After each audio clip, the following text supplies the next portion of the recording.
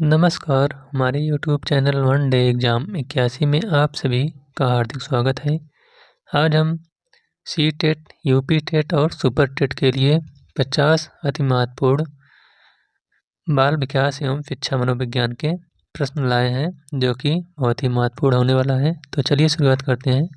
पहला प्रश्न है, अनुभव व परीक्षण द्वारा अपने व्यवहारों का संशोधन और परिमार्जन करना ही अधिगम है। यह कथन है, तो यह कथन किसका है? तो इसका राइट आंसर है ऑप्शन नंबर सी, गेट्स एवं अन्य का यह कथन है।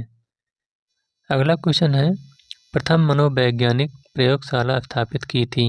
तो प्रथम मनोवैज्ञानिक कौन है जिसने प्रयोगशाला स्थापित की थी? तो इसका राइट आंसर है आपका ऑप्शन नंबर बी, वुंट ने।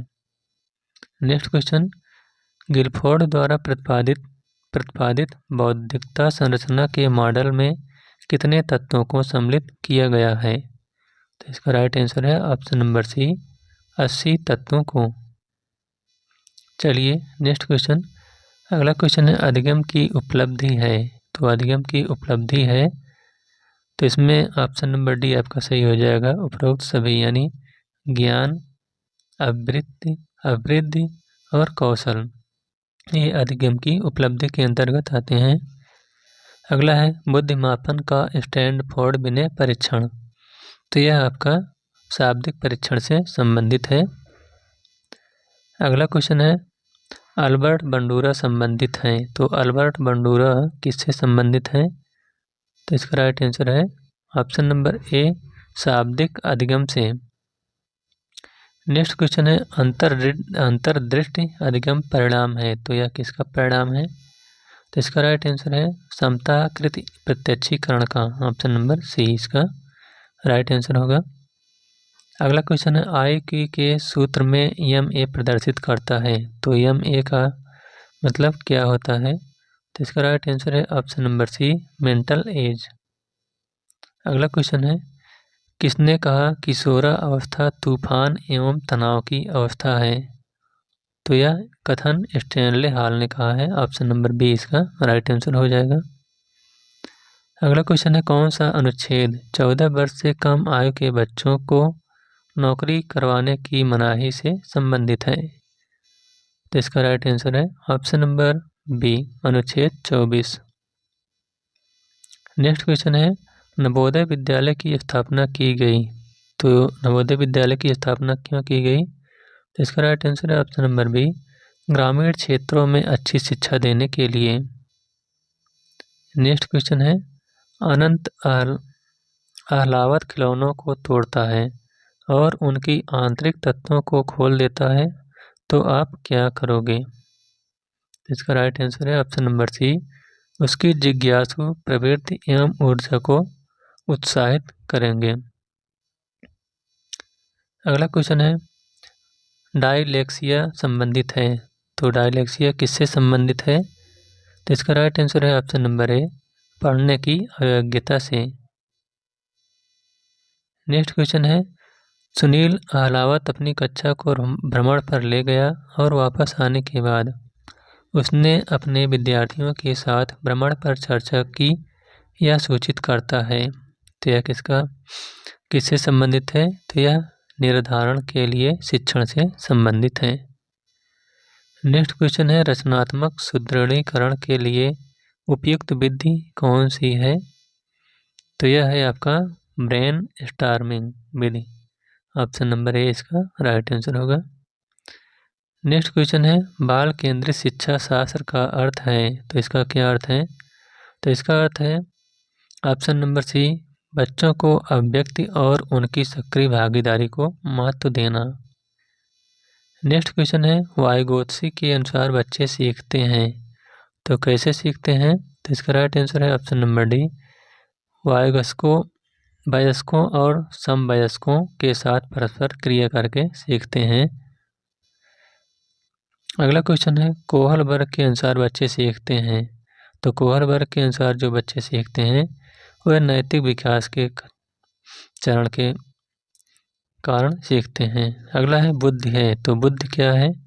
तो बुद्धि एक सामर्थ्य का एक समुच्चय है। ऑप्शन नंबर ए इसका राइट आंसर होगा। अगला क्वेश्चन है केवल कागज पेंसिल जांचों द्वारा आकलन क्या करता है? तो यह ऑप्शन नंबर डी इसका राइट आंसर होगा, आकलन को सीमित कर देता है। अगला क्वेश्चन है अधिगमकर्ता केंद्रित विधि का आशय है, तो इसका आशय क्या है? तो इसका आशय है वह विधियां जहां अधिगम में अभिकर्ता की अपनी पहल और प्रयास सम्मिलित होते हैं, ऑप्शन नंबर डी इसका राइट आंसर होगा। अगला है पियाजे तथा वाइगोत्स्की के अनुसार एक रचनात्मक कक्षा कक्ष में अधिगम तो क्या है इसका राइट आंसर? तो इसका है राइट ऑप्शन नंबर डी शिक्षार्थियों द्वारा स्वयं प्रेरित किया जाता है जो एक सक्रिय भूमिका निभाते हैं। अगला क्वेश्चन है आपकी कक्षा में सिखाने की विविध शैलियों वाले बच्चे हैं, उनका आकलन करने के लिए आप उन्हें क्या कहेंगे? तो इसका राइट आंसर है विविध प्रकार के कार्य और प्रशिक्षण देंगे, ऑप्शन नंबर ए इसका राइट आंसर होगा। अगला क्वेश्चन है का प्रेरणा और अधिगम के बारे में निम्नलिखित में से कौन सा एक कथन सही है? तो इसका राइट आंसर है अधिगम केवल तभी प्रभावी होता है जब शिक्षार्थियों में भीतरी प्रेरणा हो, सीखने की अंतर्निहित इच्छा हो।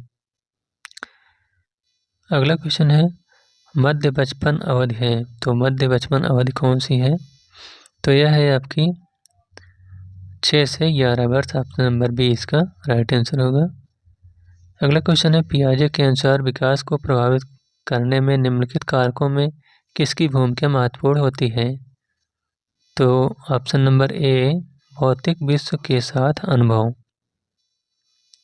अगला है वाइगोत्स्की की संतुष्ट के अनुसार बच्चों की व्यक्तिगत वाक की संकल्पना है, तो इसका राइट आंसर है ऑप्शन नंबर बी स्पष्ट करती है कि बच्चे अपने ही कार्यों के निर्देशन के लिए भाषा का उपयोग करते हैं। अगला है वाइगोत्स्की के अनुसार सीखने को पृथक नहीं किया जा सकता, तो इसका राइट आंसर है ऑप्शन नंबर डी उसके सामाजिक संदर्भ से। अगला क्वेश्चन है निम्नलिखित में से कौन सा एक उदाहरण भाषिक बुद्धि वाले व्यक्ति को दर्शाता है? तो इसका राइट आंसर है शब्दों के अर्थ, क्रम तथा भाषा के विविध प्रयोगों के प्रति संवेदनशीलता से। अगला है भाषा, तो भाषा क्या है? तो इसका ऑप्शन नंबर यह विचार प्रक्रिया का निर्धारण नहीं कर सकती, ऑप्शन नंबर सी इसका राइट आंसर होगा। अगला है निम्नलिखित में से कौन सा बच्चों के संवेगात्मक विकास के लिए सर्वाधिक उपयुक्त है? तो इसका राइट आंसर है ऑप्शन नंबर ए कक्षा कक्ष का प्रजातांत्रिक परिवेश। नेक्स्ट क्वेश्चन एक प्रभावशाली अध्यापक होने के लिए यह महत्वपूर्ण है, तो क्या महत्वपूर्ण है? तो प्रत्येक बच्चे के संपर्क में रहना, ऑप्शन नंबर डी इसका राइट आंसर होगा। अगला है एक बच्चे की कॉपी में लिखने के विपरीत छवियां, दर्पण छवि आदि जैसी गलतियां मिलती हैं, इस प्रकार का बच्चा लक्षण प्रदर्शित करता है, तो इसका राइट आंसर है अधिगम में आसक्तता के कारण। अगला क्वेश्चन है अध्यापक के दृष्टिकोण में प्रतिभाशाली किसका संयोजन है? तो इसका राइट आंसर है उच्च योग्यता, उच्च सृजनात्मकता और उच्च वचनबद्धता। अगला क्वेश्चन है NCF 2005 के अनुसार गलतियां इस कारण महत्वपूर्ण होती हैं, तो किस कारण महत्वपूर्ण होती हैं?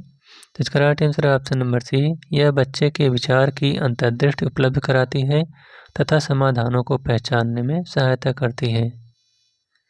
अगला है निम्नलिखित में से कौन सी आकलन पद्धति विद्यार्थियों की सर्वोत्तम क्षमता को घोषित करेगी? तो इसका राइट आंसर है ऑप्शन नंबर सी जब संकल्पनात्मक परिवर्तन तथा विद्यार्थियों के वैकल्पिक समाधानों को आकलन की विभिन्न विधियों के द्वारा आकलित किया जाता है। अगला है वाइगोत्स्की के अनुसार समीपस्थ विकास का क्षेत्र है, तो यह किसके विकास का क्षेत्र है? तो यह बच्चे के द्वारा स्वतंत्र रूप से किए जा सकने वाले तथ्य सहायता के साथ करने वाले कार्य के बीच अंतर, ऑप्शन नंबर सी इसका राइट आंसर होगा। अगला क्वेश्चन है पियाजे के सिद्धांत के अनुसार बच्चे निम्न में से किसके द्वारा सीखते हैं?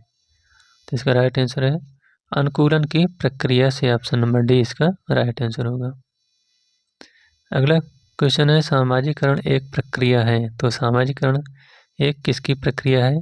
तो यह मूल्यों, विश्वासों तथा अपेक्षाओं को अर्जित करने की एक प्रक्रिया है। ऑप्शन नंबर ए इसका राइट आंसर होगा। अगला क्वेश्चन है कोहलबर्ग के सिद्धांत की एक प्रमुख आलोचना क्या है?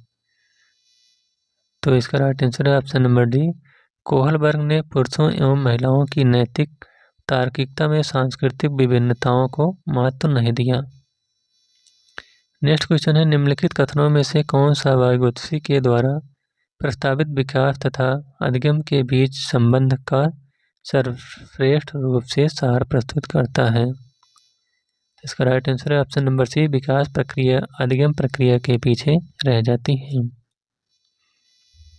अगला है एक शिक्षार्थी केंद्रित कक्षा कक्ष में अध्यापिका करेगी। तो इसका राइट आंसर है ऑप्शन नंबर डी। इस प्रकार की पद्धति में नियोजित करना जिसमें शिक्षार्थी अपने स्वयं के अधिगम के लिए पहले करने में प्रोत्साहित हों।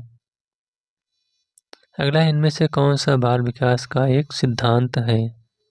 इसका राइट आंसर है ऑप्शन नंबर ए। विकास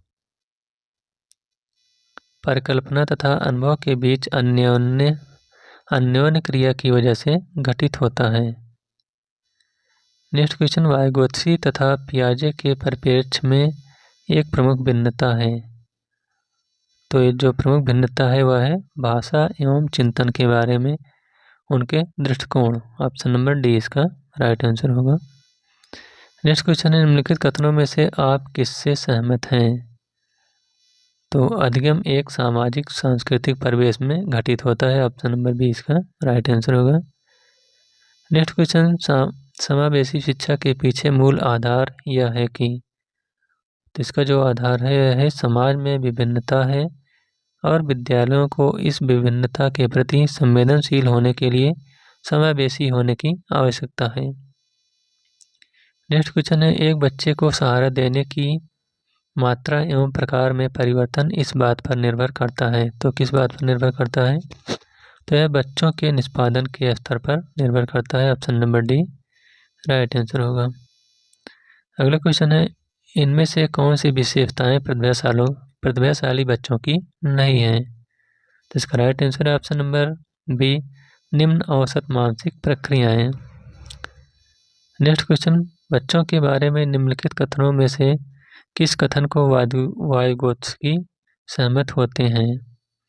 तो जो वाइगोत्स्की सहमत होते हैं वह है ऑप्शन नंबर डी बच्चे समवयस्कों और वयस्कों के साथ सामाजिक अंतःक्रियाओं के माध्यम से सीखते हैं।